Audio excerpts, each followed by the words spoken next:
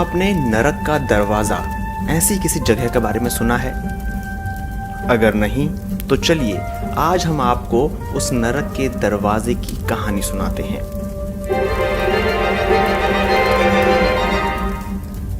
Soviet संघ में शामिल रहे तुर्कमेनिस्तान के उत्तर में एक बड़ा सा गड्ढा है जिसे गेट्स ऑफ हेल यानी नरक का दरवाजा कहा जाता है। तुर्कमेनिस्तान के 70% हिस्से में काराकुम रेगिस्तान है। 3.5 लाख वर्ग किलोमीटर के इस रेगिस्तान के उत्तर की तरफ गेट क्रेटर यानी क्रेटर दरवाजा नाम का बड़ा सा गड्ढा है।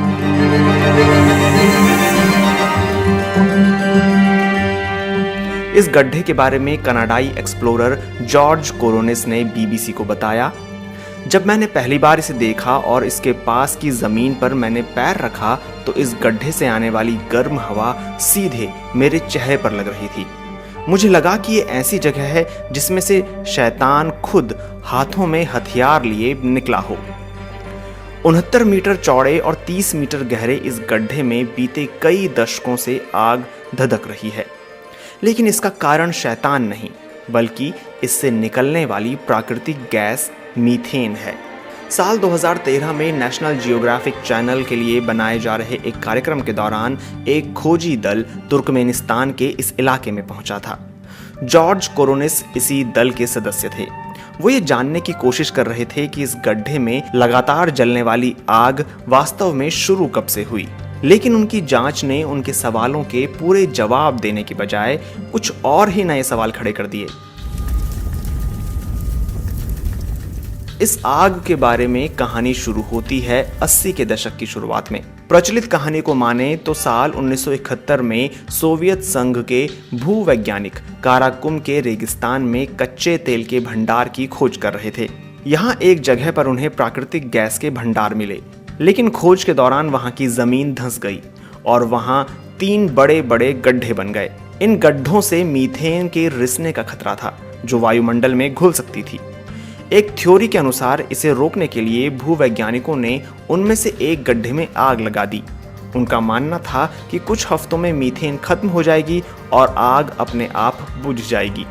लेकिन कोरोनिस कहते हैं कि इस कहानी को सच माना जा सके, इसके पक्ष में उन्हें कोई दस्तावेज नहीं मिलते। साल 2013 में अपने पहले दौरे के वक्त उन्होंने कई स्थानीय लोगों से इस बारे में बात की, लेकिन उन्हें पता चला कि इस आग के बारे में कोई भी कुछ नहीं जानता। वो बताते हैं, इस गड्ढे के बारे में सबसे ज़्यादा परेशान करने वाली बात ये थी कि इसके बारे में अधिक जानकारी उपलब्ध नहीं है। इस देश में जाकर भी आप इसके बारे में अधिक जानकारी नहीं पा सकते। मैं इसके बारे में आधिकारिक रिपोर्ट और दस्तावेज खोज रहा था। कुछ अखबारों में इस घटना का जिक्र ज़रूर मिला, लेकिन कहा जा सकता है कि वो ना के बराबर थी। तुर्कमेनिस्तान के भूवैज्ञानिकों के अनुसार ये विशाल गड्ढा वास्तव में 1960 के दशक में बना, लेकिन 1980 के दशक में ही इसमें आग लगी। कोरोनिस कहते हैं कि इसमें आग कैसे लगी इसे लेकर भी विवाद है। कुछ लोग कहते हैं इसमें जानबूझकर आग लगाई गई, कई कहते हैं आग दुर्घटनावश लगी और कुछ का तो ये भी मानना है कि आग बिजली गिरने की वजह से लगी।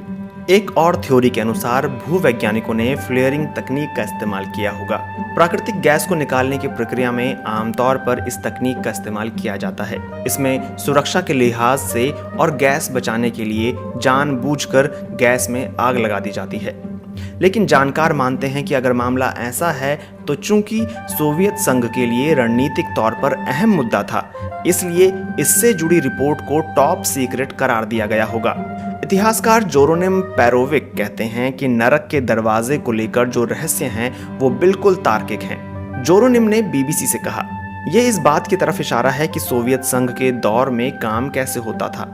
उस वक्त केवल उन अभियानों की जानकारी सार्वजनिक की जाती थी जो सफल होते थे, लेकिन नाकाम अभियानों के बारे में बताया ही नहीं जाता था। आग का ये गड्ढा रेगिस्तान के बीच उभरा था, ऐसे में इसके कारण जानो माल के नुकसान का कोई डर नहीं था। जानकार मानते हैं कि उस दौर में सोवियत संघ के पास प्राकृतिक गैस या ईंधन की कोई कमी नहीं थी।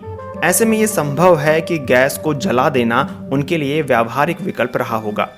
कोरोनिस के खोजी दल में शामिल रहे माइक्रोबायोलॉजिस्ट स्टीफन ग्रीन कहते हैं कि मीथेन को अनियंत्रित तरीके से पर्यावरण में घुलने देना गलत विचार है और इसे जला देने के फैसले को समझा जा सकता है। ये बात सच है कि वातावरण में कार्बन डाइऑक्साइड गैस छोड़ना हानिकारक है, लेकिन वातावरण में मीथेन गैस छोड़ना उसके मुकाबले और ज्यादा हानिकारक है। तुर्कमेनिस्तान के अधिकारियों ने एक बार सोचा था कि वो लगातार जल रही इस आग को बुझा दें, लेकिन फिर उन्होंने सोचा कि ये पर्यटन को बढ़ावा देने का अच्छा रास्ता हो सकता है। हर साल करीब 6000 सैलानियों वाले इस देश के लिए मीथेन उगलने वाला ये गड्ढा देश का सबसे बड़ा पर्यटन स्थल बन चुका है। काराकुम रेगिस्तान में ये गड्ढा रात को भी दूर से दिखाई देता है और कई सैलानी इसे देखने आते हैं। इस गड्ढे के पास खड़े होने के अपने अनुभव के बारे में जॉर्ज कोरोनिस बताते हैं। मैं एक प्रोटेक्टिव सूट पहन के वहां खड़ा था और एक अंतरिक्ष यात्री की तरह दिख रहा था। मेरे सामने एक स्टेडियम जितना बड़ा आग का ऐसा गड्ढा था जो आग उगल रहा था। मेरे लिए ये धरती में रहते हुए किसी दूसरी दुनिया में जाने जैसा अनुभव था।